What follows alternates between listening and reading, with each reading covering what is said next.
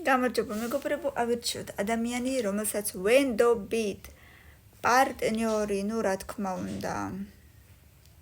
პირველი თუ მეორე? სან შვილი ბიჭი არ მყავს, მე ამიტომ მეათეზე. Stepdad. Stepdad რას ნიშნავს? Step ნაბიჯი dad mama. არ ვიცი რას ნიშნავს.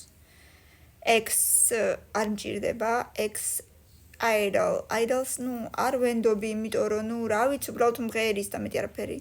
Grandfather ბაბუა მე არ მყავს სამწუხაროდ მეექვსეზე. Brother ძმას ვენდობი კი აბარა მასწავლებელს. რა ვიცი, ისეა თუ ასეა შეიძლება. Father მამას ვენდობი, რა თქმა უნდა ვენდობი პირველზე. Spiritual guide.